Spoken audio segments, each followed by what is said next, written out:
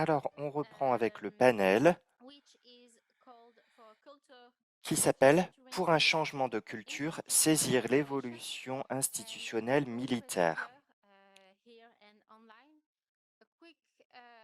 Pour l'orateur ici et en ligne, petit rappel, s'il vous plaît, prenez votre temps lorsque vous parlez. Nous avons les interprètes qui écoutent tout et parfois lorsque vous parlez excessivement vite, c'est trop d'informations pour eux à gérer. Alors, s'il vous plaît, prenez votre temps lorsque vous faites vos exposés.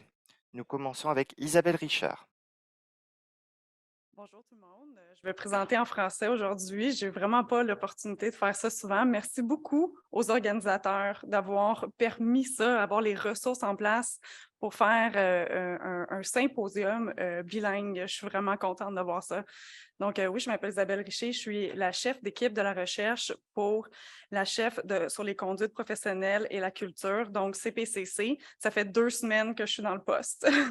Donc, je vais vous parler un peu de ce qui est important pour nous, les différents aspects de la recherche que l'on veut prioriser, puis aussi les approches alternatives qu'on veut explorer pour faire la recherche aussi, pour comment penser, conceptualiser la recherche qui va être faite sur la culture et le changement de culture.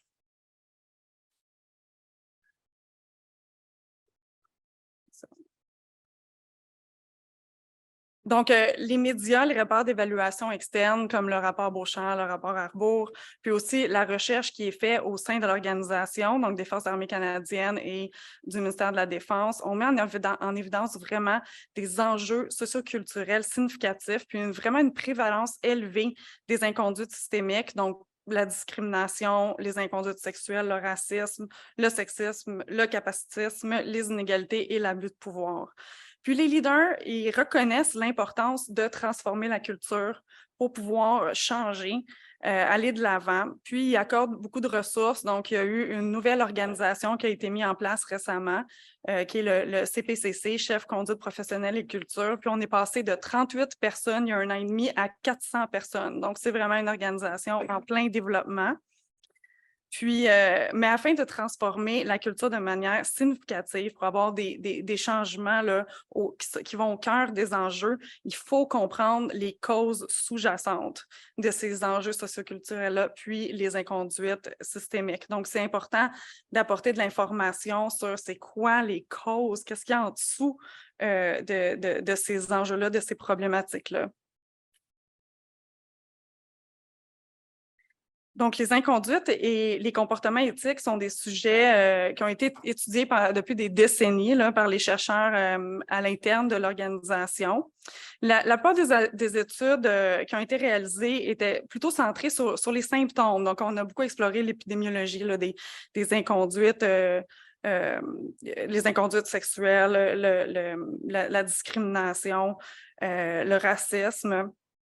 Mais dans une moindre mesure, on n'a pas une compréhension plus profonde des influences là, de la culture. Puis je vais mettre culture avec S parce qu'on parle d'un ensemble de sous-cultures qui sous-tendent les inconduites.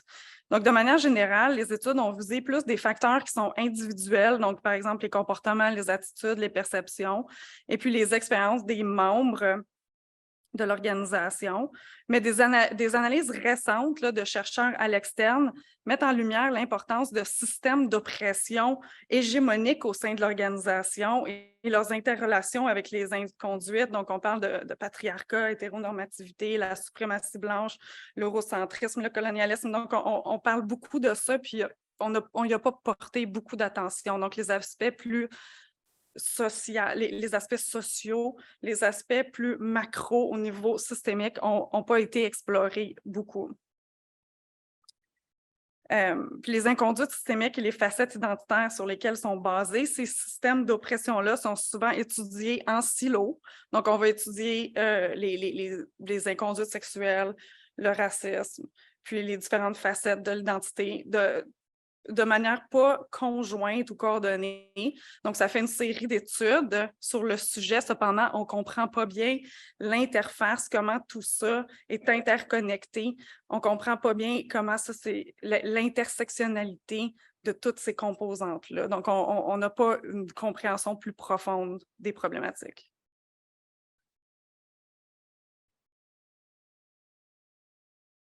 Donc, dans le processus de développement du programme de recherche pour CPCC, il y a plusieurs thèmes de recherche qui ont été identifiés comme étant prioritaires, notamment mesurer et surveiller le changement de culture et puis l'expérience vécue des membres de la défense. Donc, ça, c'est 2 de 5 qui sont vraiment prioritaires. Donc, on parle aussi de socialisation, de confiance. Donc, il y a d'autres sujets qu'on explore. Il y a 2 synthèses récentes qui mettent en lumière vraiment les connaissances actuelles relatives aux mesures de la culture, puis à l'expérience vécue des membres. Donc, on voit ici que le nombre d'indicateurs et de mesures qu'on a au niveau quantitatif. Donc, il y a une première recension là, qui s'est centrée là-dessus. Donc, on a beaucoup de mesures là, quantitatives sur la culture. Il y a aussi une synthèse qui s'est centrée sur les connaissances relatives à l'expérience vécue, mais le volume d'informations n'est pas le même. Donc, on a retrouvé 37 études à l'interne qui incluent des méthodes mixtes, mais aussi beaucoup d'entrevues qualitatives. Donc, la recherche sur l'expérience vécue des groupes minoritaires s'est centrée beaucoup sur les enjeux systémiques qui affectent les femmes, mais vraiment dans une moindre mesure, les barrières à la diversité, à l'inclusion, au biais ethnoculturel et au capacitisme. Donc, l'objectif de ma présentation, c'est vraiment de mettre en lumière qu'est-ce qui est important. Donc, vraiment la recherche visant l'expérience vécue, mais de prendre ça comme un point d'entrée pour aller plus loin dans notre réflexion sur les différentes structures organisationnelles, puis comment ça peut nous informer sur la culture et le changement de culture. De promouvoir et d'employer une perspective et une pratique anti-oppressive dans le cadre de la recherche visant la conduite et la culture, puis aussi employer des méthodes ou des approches transformatrices, novatrices, qui sont flexibles, où on est capable d'aller apprécier la complexité du phénomène que l'on veut étudier.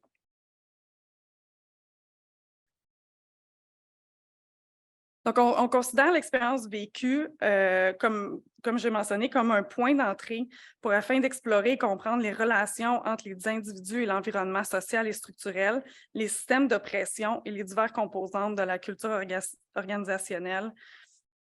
Donc, pour ce faire, explorer l'expérience vécue, il faut vraiment aller voir l'ensemble des membres de la défense, donc aller explorer chez les membres des groupes minoritaires et marginalisés, mais aussi les groupes dominants pour aller comprendre aussi les éléments de résistance, les perceptions, puis les motivations reliées aux résistances. Où on veut aussi prioriser les analyses intersectionnelles, puis les inégalités complexes. Donc, c'est un autre aspect qui est vraiment prioritaire. Donc, toujours utiliser l'analyse intersectionnelle comme outil d'analyse pour mieux comprendre les inégalités complexes.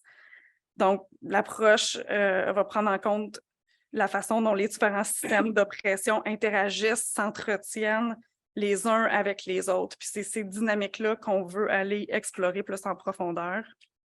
Donc, l'expérience vécue donc, on veut aller explorer l'expérience vécue des membres qui vivent de multiples oppressions sur la base d'intersections uniques de leur identité, comme l'ethnicité, le genre, le sexe, la langue, les capacités, mais aussi le rôle social. Donc, dans notre organisation, on parle aussi de leur rôle, de la place, de leur rang.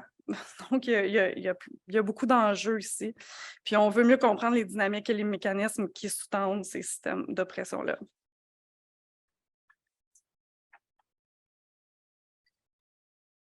Donc, explorer l'expérience vécue des membres de l'équipe de la défense peut nous aider à mieux comprendre la culture organisationnelle. Donc, notre groupe de travail sur l'expérience vécue propose une manière plus holistique de conceptualiser l'expérience vécue, la manière dont elle est interreliée à l'environnement social plus large. On trouvait que le modèle socio-écologique est un concept robuste là, qui considère les interactions complexes entre les différentes dimensions individuelles, sociales, interpersonnelles, institutionnelles, systémiques.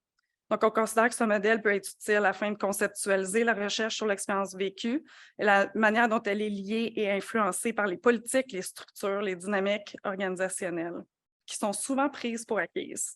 Donc, ici, on voit dans la première couche, là, au bas de l'image, la dimension qui est individuelle. Donc, c'est important d'examiner au-delà, comme j'ai mentionné précédemment, au-delà du concept qui est vraiment dépassé, là, des catégories mutuellement exclusives des expériences, puis aller utiliser une approche intersectionnelle. Tous les aspects identitaires des membres de la défense doivent être examinés comme interagissant de manière simultanée entre eux pour déterminer là, cette expérience-là. La deuxième dimension, c'est celle qui est interpersonnelle, donc réfère au contexte social, aux dynamiques de groupe, par exemple les interactions entre les collègues, avec les superviseurs, le style de leadership. La troisième couche, c'est plus l'institution.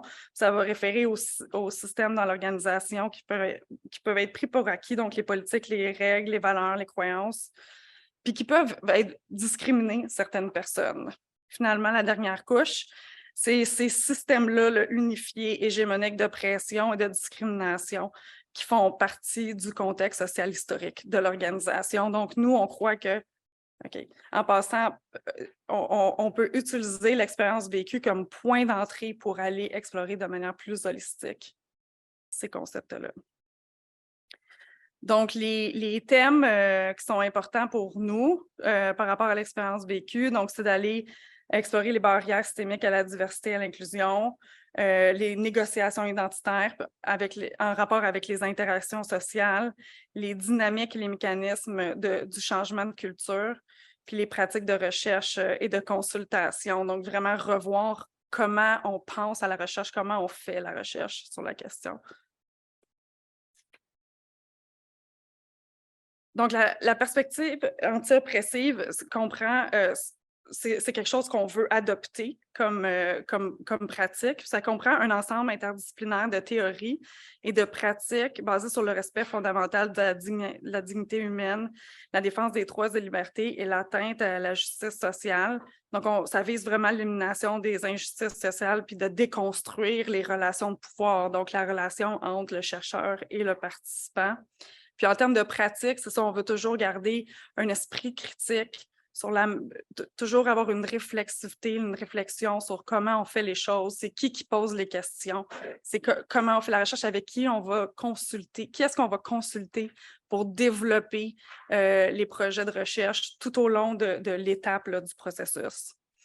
On considère aussi que les théories sociales critiques sont vraiment importantes. Donc, on en a parlé dans les autres présentations. Donc, on parle ici des approches intersectionnelles, anticoloniales, la théorie critique de la race, les théories féministes, antiraciales, les courants queer. Puis ça permet d'avoir une analyse critique là, des sources plus structurelles de l'oppression, puis les analyses des systèmes hégémoniques à la base des inégalités. Je vais passer vite là-dessus. Donc, ce qu'on veut vraiment ici, c'est d'aller adapter nos approches méthodologiques à la complexité du phénomène en amenant une méthodologie qui est transformationnelle. Donc, s'assurer d'adopter des méthodes, puis une façon de faire qui va mener à du changement en gardant, en reconnaissant les inégalités sociales, puis en développant la connexion ou la relation de confiance mutuelle entre le chercheur et le participant. Donc, on veut se positionner là, explicitement du côté des personnes qui sont marginalisées, qui vivent les inégalités, pour aller remettre en question le statu quo.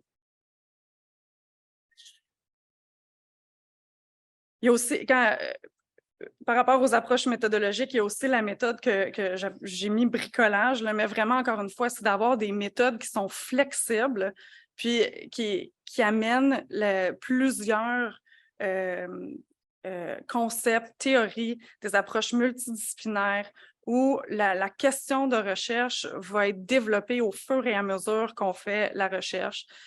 Utiliser des manières d'analyser les données qui sont flexibles, qui peuvent s'adapter à la complexité du phénomène, d'aller chercher plusieurs artefacts, plusieurs modalités d'analyse, plusieurs unités c'est pour ça qu'on dit bricolage, là, d'avoir le plus de matériaux possible pour pouvoir aller en profondeur sur les questions qui sont importantes.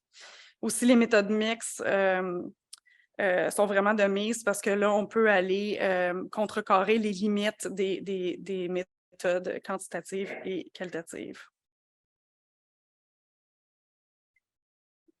Super. Donc, finalement, il est essentiel de mieux comprendre les fondements sociaux, institutionnels, systémiques et même historiques des enjeux socioculturels au sein de l'organisation. Il y a vraiment une importance de la recherche centrée sur l'expérience vécue de tous les membres de l'équipe de la défense comme vraiment point d'entrée pour comprendre la culture organisationnelle et le changement. Est-ce que les gens ressentent, perçoivent, vivent un changement au-delà de ce que les mesures nous disent? Puis aussi, on veut mettre au défi les approches de recherche traditionnelles, donc promouvoir la pratique et une perspective de recherche anti-oppressive, les analyses intersectionnelles, les théories sociales critiques, atteindre aussi un meilleur équilibre, là, une complémentarité entre les méthodologies quantitatives et qualitatives, puis continuer d'apprécier la complexité du phénomène. Donc, il n'y a pas une culture dans l'équipe de la défense. Il y a plusieurs cultures. Moi, je mets culture avec un S. Il y a plusieurs sous-cultures. Donc, il faut changer un peu la façon dont on réfléchit au phénomène. Voilà, merci.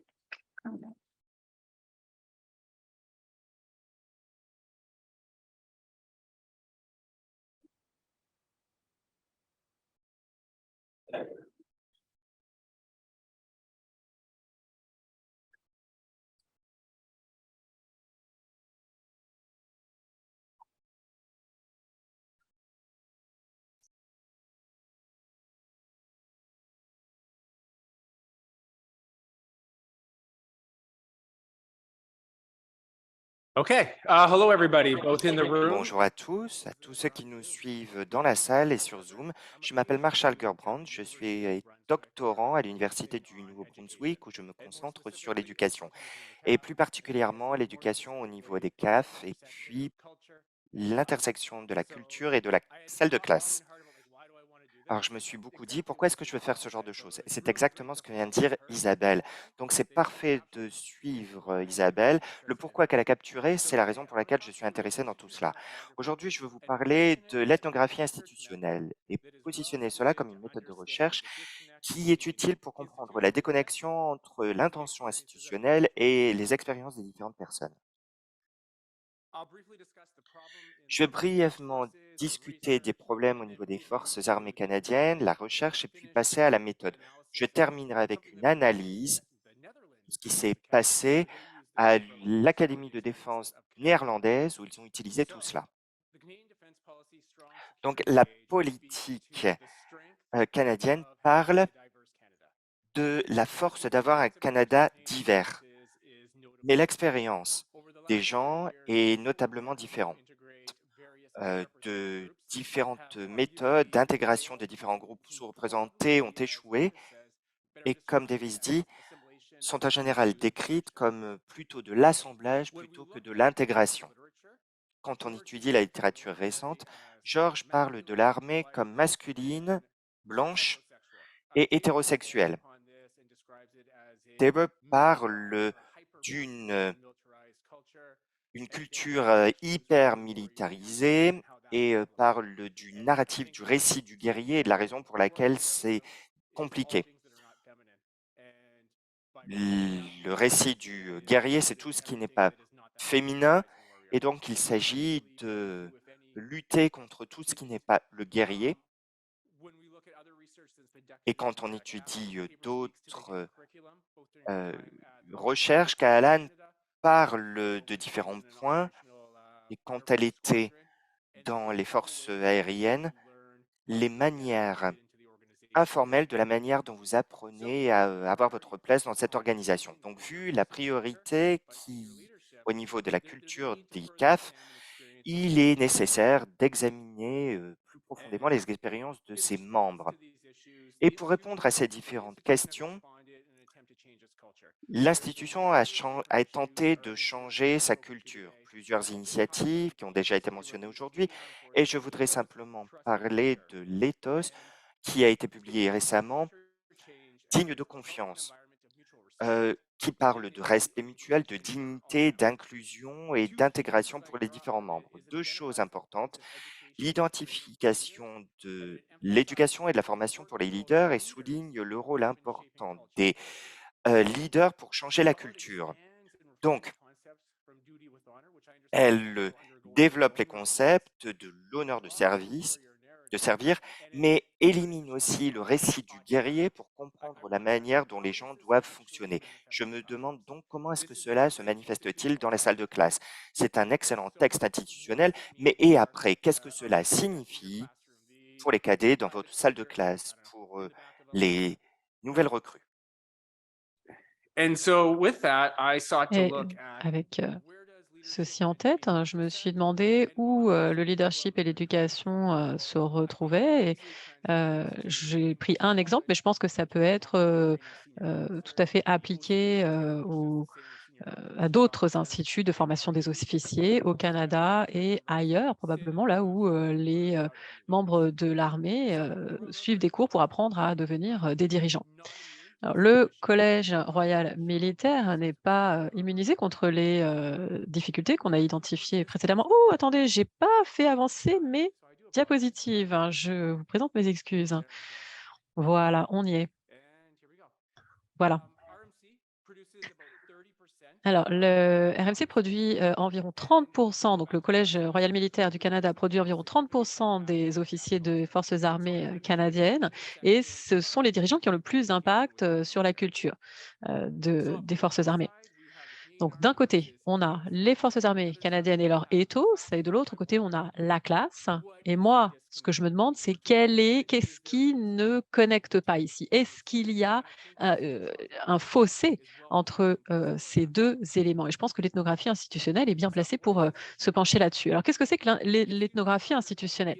L'ethnographie institutionnelle commence dans la vie de tous les jours des gens et examine comment les structures institutionnelles et les pratiques façonnent et organisent leurs expériences. Elle se centre sur la compréhension des dispositifs sociaux qui sont définis par les textes et les pratiques.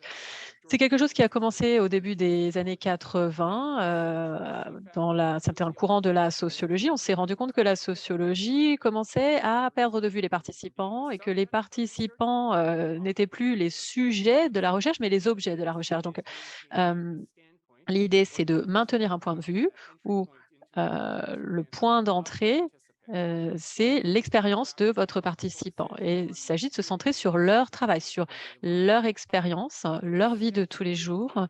Mais on s'éloigne ensuite de cet individu pour aller comprendre pourquoi ils font ce qu'ils font et en quoi c'est en fait coordonné par le texte institutionnel, les documents, les lignes directrices, les règles, tous ces dispositifs qui, de façon visible ou invisible, ont un impact sur leur vie. Il s'agit de montrer comment ces expériences sont organisées socialement et il y a un certain nombre de termes clés qui sont importants ici. Par exemple, le point de vue.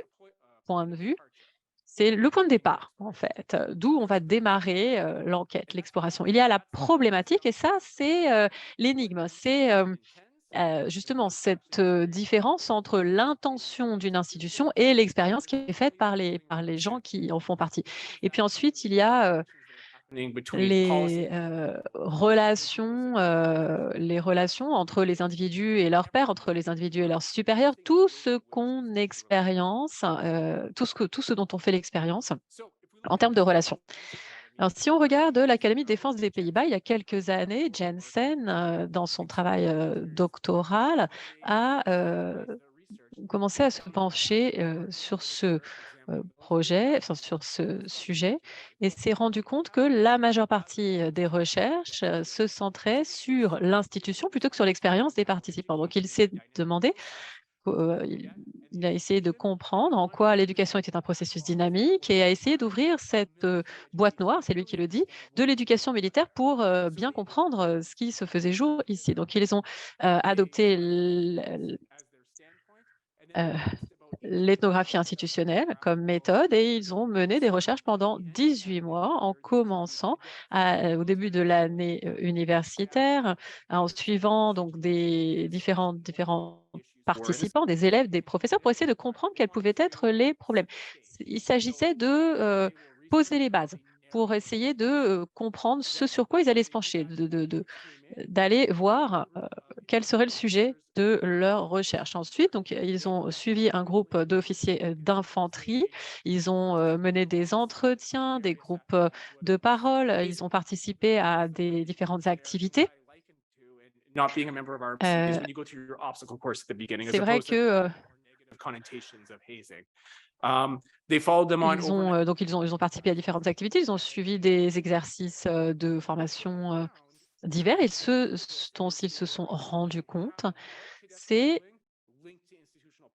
il s'agissait de voir ce que faisaient les participants par rapport à ce qui était présenté par l'institution, par l'académie. Donc, ils ont examiné les documents pour essayer de comprendre. Et ça les a amenés à comprendre deux paradoxes.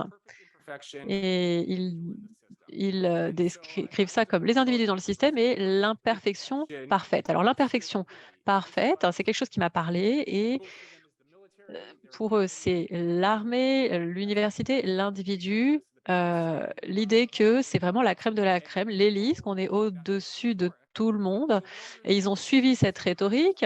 Mais en fait, au fur et à mesure, ils en ont vu, les, problèmes. L'institution n'était pas très bonne, la, nourriture n'était pas bonne, les, professeurs étaient en retard au cours et ils ont commencé à voir les différences entre ce, discours de l'institution, ce qu'elle voulait être et ce qu'elle était en réalité.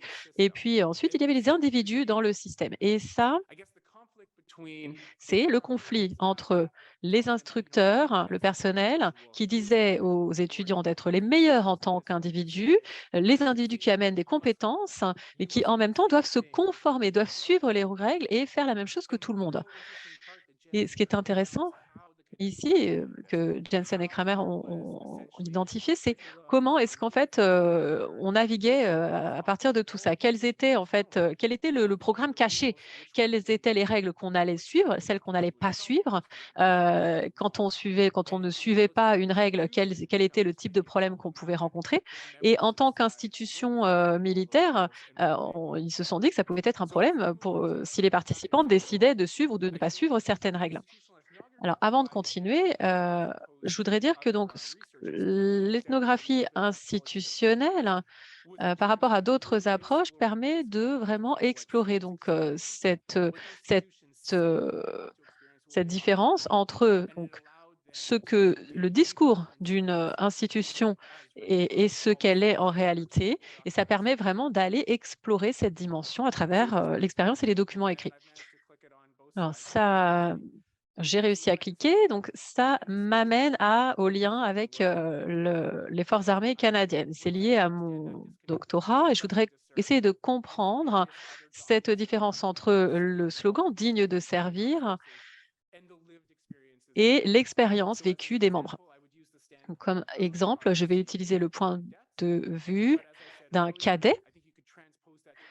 Mais comme je l'ai dit, on pourrait, pense, le transposer à d'autres institutions et trouver des problèmes similaires.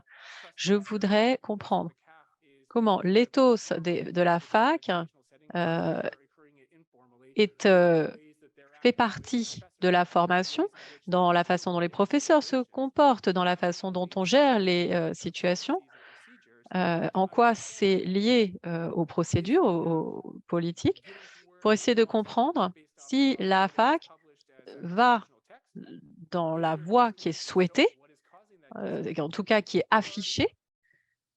Ou est-ce qu'il y a, est-ce que, ou est-ce qu'en fait, digne de servir, ce n'est que des mots vides et en fait on continue à le statu quo habituel?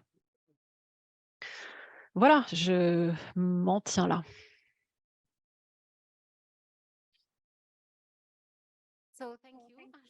Merci Marshall. Notre dernier panéliste, c'est Dr Tamir Libel et Dr Crystal.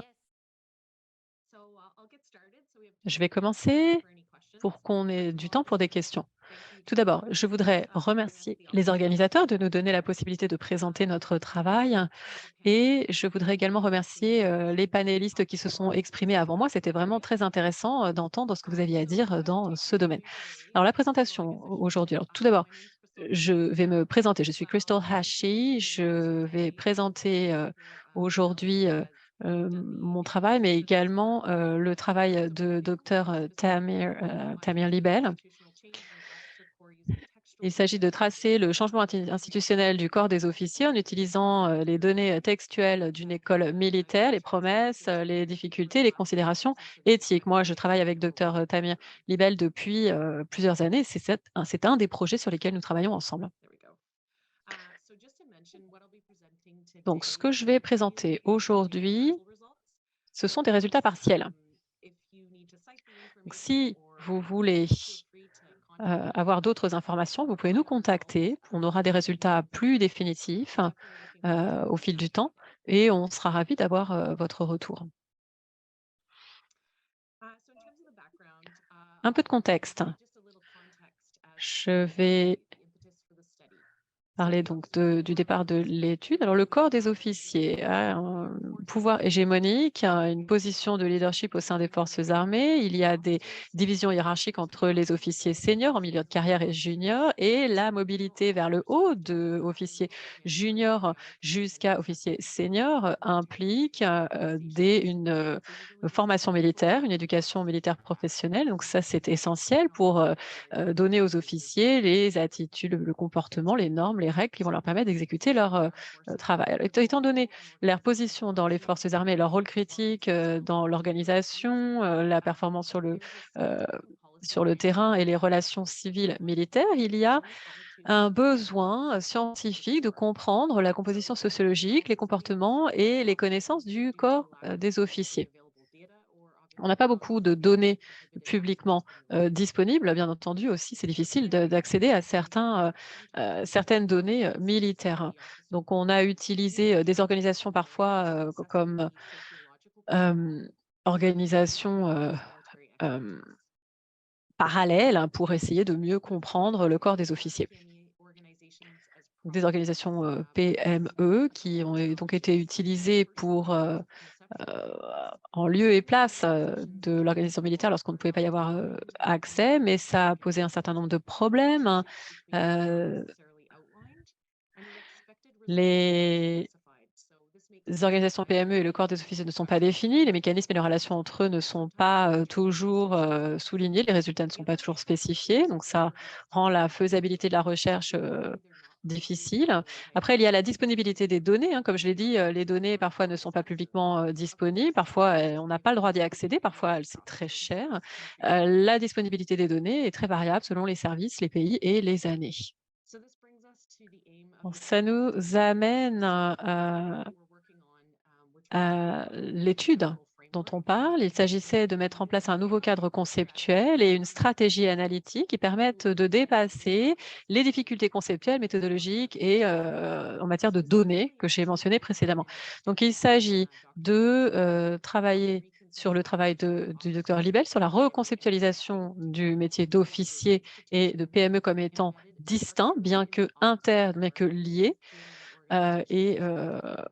et inclus structurellement dans le corps des officiers et les organisations PME. Il s'agit également de mettre en place une collection de données, un recueil de données. On a également utilisé des algorithmes afin de pouvoir aller chercher des informations un peu au-delà des données qu'on avait, par exemple sur le genre et l'ethnicité. On a utilisé également des algorithmes d'apprentissage non supervisé pour analyser le corpus de texte et aller chercher des dimensions latentes qui n'avaient pas été observées précédemment. Dans ce cas, utiliser la PME comme une organisation de, de rechange pour essayer de voir si on pouvait observer un changement institutionnel. On a sélectionné pour cette étude l'armée, donc l'école militaire d'études militaires avancées des États-Unis, qu'on appelle SAMS, et qui prépare l'élite future de l'armée de l'armée de terre des États-Unis.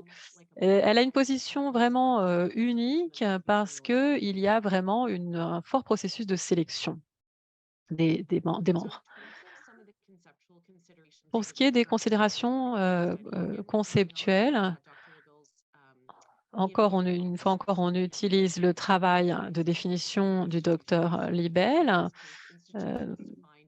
Donc, dans ce cas, l'institution est définie comme les règles sociales, les normes et les idées qui guident, mais qui restreignent également les comportements sociaux. L'institution PME et le métier d'officier sont conceptualisés comme institutions dans le cadre de l'institutionnalisme historique. Donc, il s'agit de se centrer sur la temporalité de l'analyse et l'importance des jonctions critiques.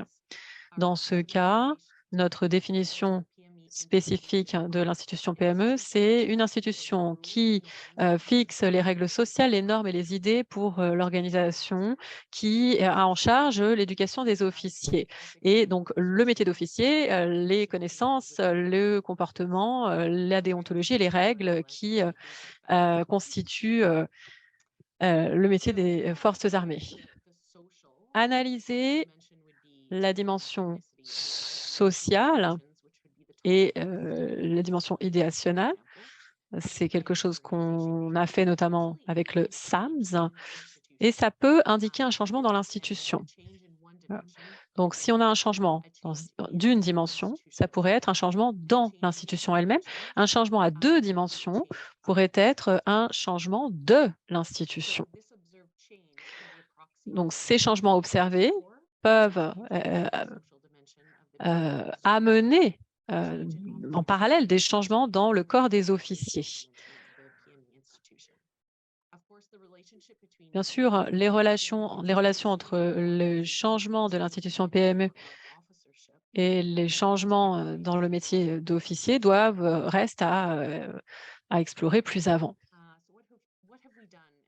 Qu'est-ce qu'on a fait en termes, donc dans notre étude actuelle? On a commencé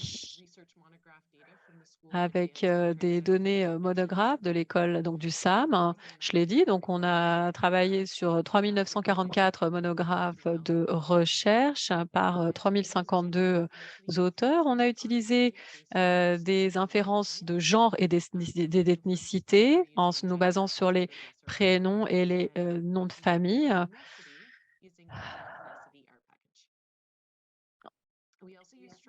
On a également utilisé une analyse de modèles structurels afin de comprendre que pouvaient être les covariants.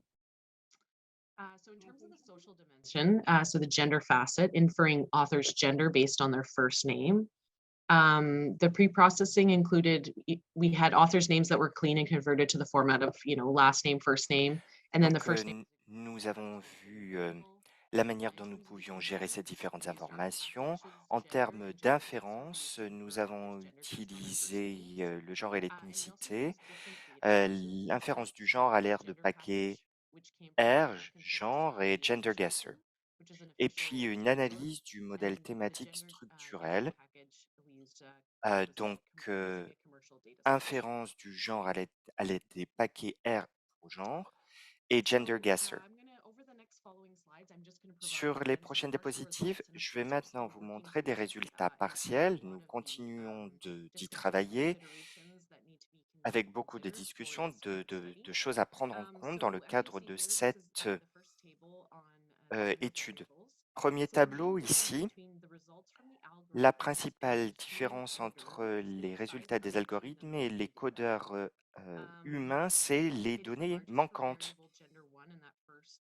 Donc, vous voyez, genre 1, première colonne, c'est les données officielles et genre 2, deuxième colonne.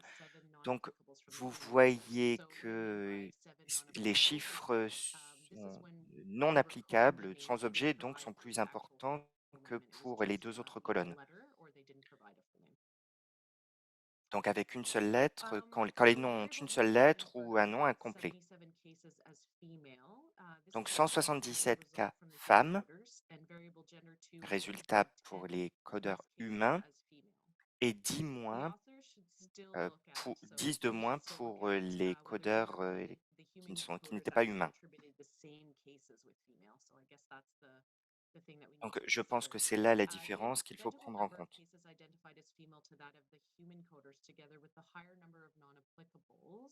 Donc il y a des résultats non applicables sans objet.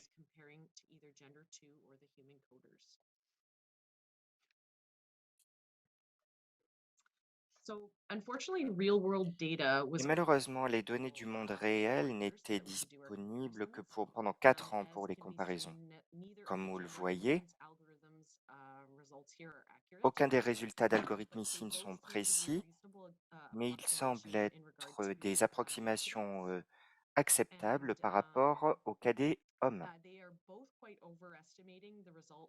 Ils surestiment le nombre de femmes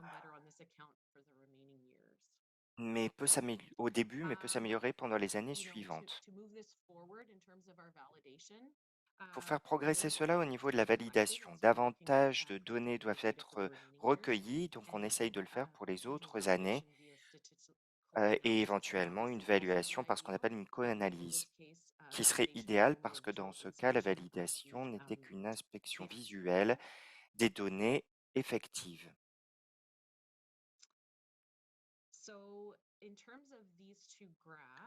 Concernant ces deux graphiques, encore une fois, sur la base des données réelles très limitées qui étaient disponibles pour valider l'inférence du genre, on pense que l'algorithme fournit une approximation raisonnable de la distribution du genre.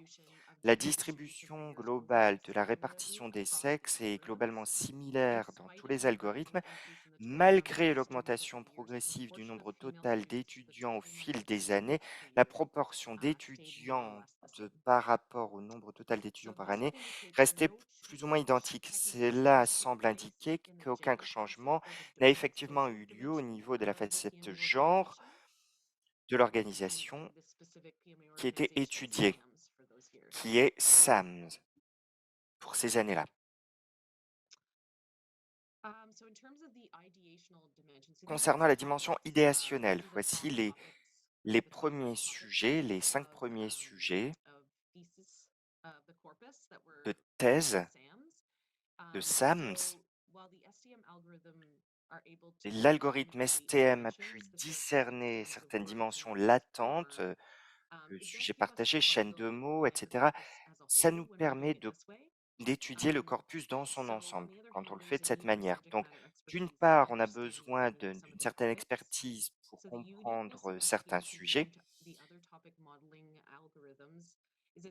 Et donc, le caractère unique de STM par rapport aux autres algorithmes, c'est sa capacité à pouvoir évaluer les covariables. Donc, vous voyez ici les différents sujets, mais vous verrez que le sujet 15 est inclus partiellement comme erreur, avec des mots qui n'ont pas de sens, mais les autres parlent clairement de guerre et de commandement comme sujet.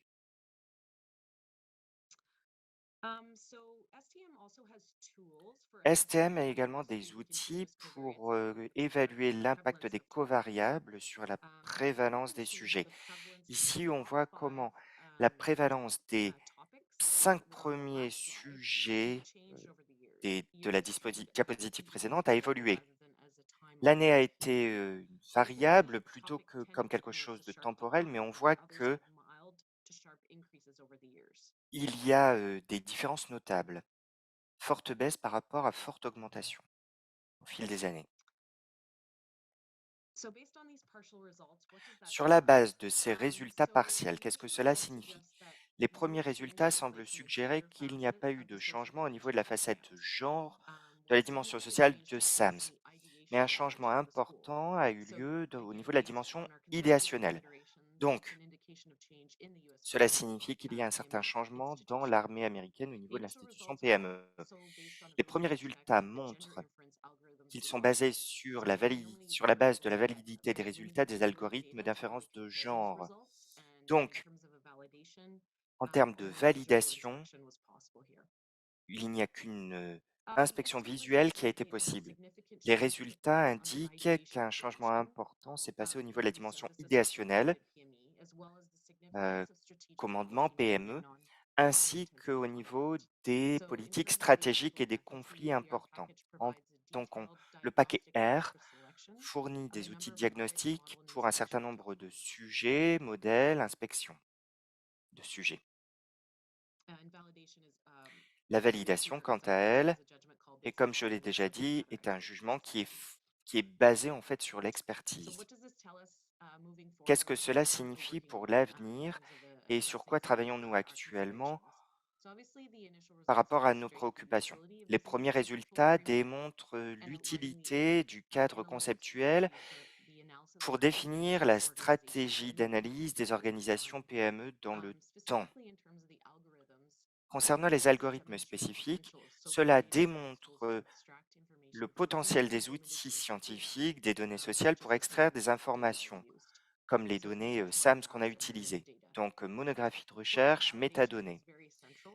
Bien évidemment, la validation est essentielle. On l'a déjà dit, on n'a pu faire qu'un examen visuel des données. Mais si l'approche entend surmonter les limitations des données, pour les organisations militaires, la validation dépend de l'accès aux données pertinentes dans le monde réel.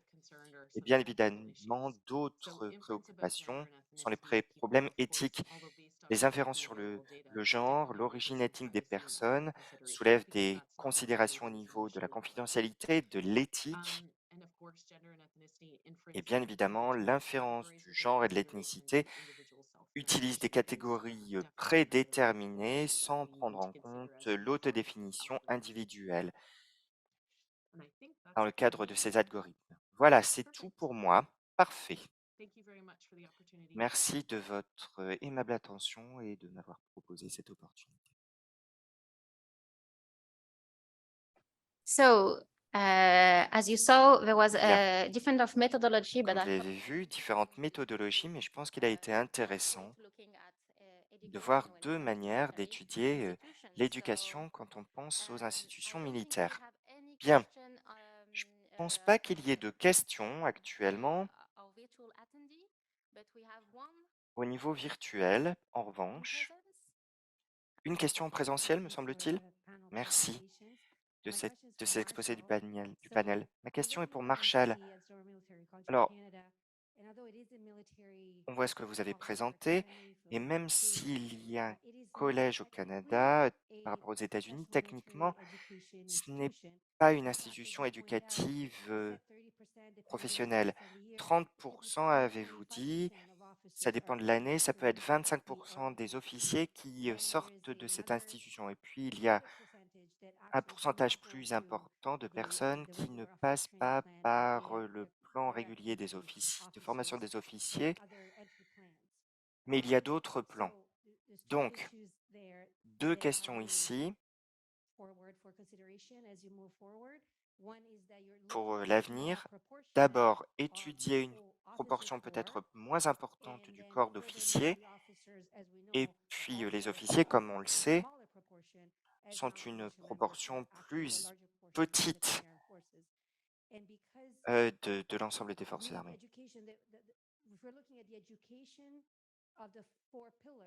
Et l'éducation des 4 piliers. On dit que c'est un diplôme en 4 piliers. Donc le pilier académique, techniquement, en tant que professeur, pour nous, nous apportons une éducation universitaire, académique, par rapport à d'autres institutions en Ontario et au Canada. Donc, la seule partie où l'on peut faire un parallèle avec la doctrine, donc l'éthos, l'éthique, digne de confiance pour servir, serait au niveau du pilier du leadership qui, en général, est géré par la branche militaire, pas par la branche académique ou universitaire. Donc, je me demande comment vous allez pouvoir faire ces parallèles avec la salle de classe dans la mesure où nous ne travaillons pas sur la doctrine. En revanche, dans une institution comme le Collège des Forces armées canadiennes,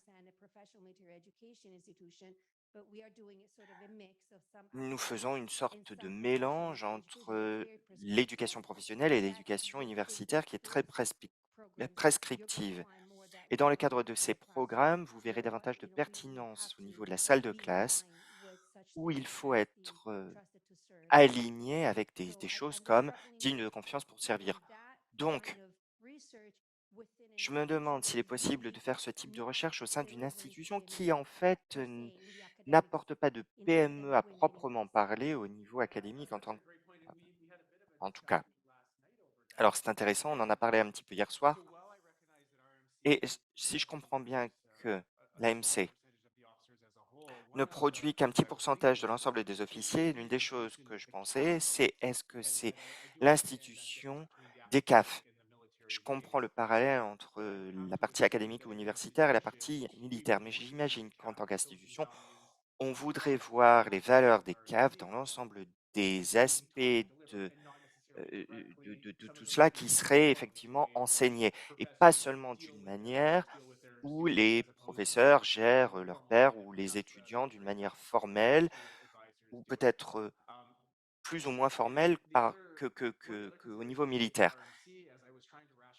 Et quand j'essayais de comprendre comment on pouvait prendre cela du point de vue de l'AMC, étant donné que c'est l'essentiel des forces armées, en général, c'est eux qui auront le plus de problèmes, qui vont créer le plus de problèmes en raison de leur nombre à proprement parler. Où est-ce qu'on peut vraiment bien les étudier, les examiner? Alors, je ne sais pas si c'est peut-être dans un autre institut ou à un niveau ultérieur. Et puis, une autre idée, c'est on sait que certains officiers vont se retrouver au niveau du personnel, il y en a très peu qui vont revenir au commandement, et donc ce seront vraiment d'autres personnes qui vont vraiment diriger les soldats et renforcer la culture. Donc, tout ce que je peux vous dire, c'est je ne sais pas si la l'AMC, c'est là que c'est le plus logique, mais je comprends votre point concernant les PME par rapport au CFC. Ça semble tout à fait logique parce que les per- il y a des personnes qui sont engagées vis-à-vis d'une institution, qui veulent y rester d'une manière ou d'une autre, et vous avez donc tout un nouveau public à examiner. Il y a donc beaucoup de choses dont il faut penser. Autre question. Merci. Merci aux panélistes. Marshall, mon commentaire est pour vous. D'abord, j'ai trouvé que votre exposé était très intéressant et j'adorerais suivre vos recherches, donc j'espère qu'on pourra rester en contact après cette session. Ensuite, j'espère que vous ne penserez pas que Grâce et moi, on est en train de vous sauter dessus, mais je ferai une observation. Actuellement, fais partie du comité du changement au collège, donc j'ai beaucoup étudié certaines choses et puis j'ai été enseignant pendant 16 ans. Donc, il y a beaucoup de choses que j'ai bien suivies, mais la nuance entre l'éducation et la formation, c'est très important. La partie formation va enseigner la doctrine. Il y a un certain examen subtil de la doctrine et d'autres exigences professionnelles dans la salle de classe, par exemple, littérature et culture française, et puis culture et littérature anglaise, principalement par le biais de romans, de situations qui peuvent intégrer certains aspects de la doctrine. La psychologie militaire et le leadership militaire gèrent ce genre de choses dans les cours de base que prennent les étudiants et étudient certains des éléments. Mais l'un des problèmes, c'est la familiarité et l'apport de ces informations au niveau de l'enseignement. Parce que, d'abord, l'exposition à la doctrine est limitée, et deuxièmement, parce qu'après avoir beaucoup étudié la doctrine et puis d'autres choses, il y a des nuances, les roulements d'yeux, le langage corporel, certaines choses qui peuvent être tout aussi dangereuses que de ne pas connaître la doctrine. Donc, on étudie la possibilité de créer un nouveau corps enseignant qui pourrait étudier tout cela et puis un autre pilier pour l'étudier. Donc je pense que c'est intéressant d'étudier le collège, mais souvenez-vous, on commence au niveau de la formation et c'est quelque chose qui vous suit tout au long de votre carrière et on continue de le développer. Merci.